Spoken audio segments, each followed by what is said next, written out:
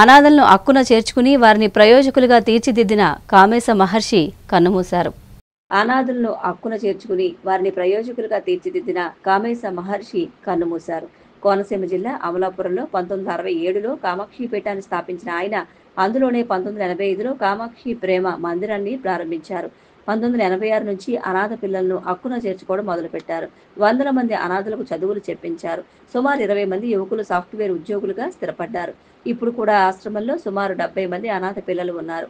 86 ఏళ్ల వయసులో అనారోగ్యంతో ఈ తెల్లవారుజామున అమలాపురంలోని ఓ ప్రైవేట్ ఆసుపత్రిలో ఆయన పరమపదించారు.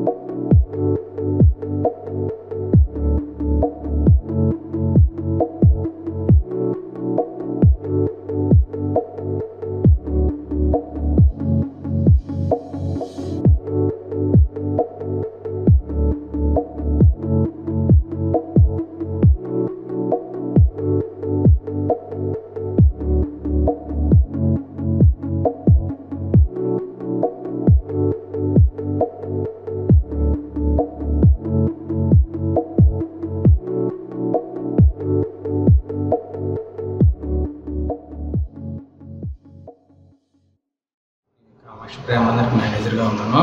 చాలా రోజుల నుంచి కొంచెం చిన్న అనారోగ్యాలు ఉన్నాయండి గురుగారికి. ఈ తెల్లవారుజామున 2:30 టైంలో కొంచెం ఆయాసం వస్తుందంటే హాస్పిటల్ తీసుకెళ్ళాము. కొంచెం 3:30 టైంలో వాళ్ళు పల్స్ అందట్లేదు, ఇంకా చనిపోయారని చెప్పారు.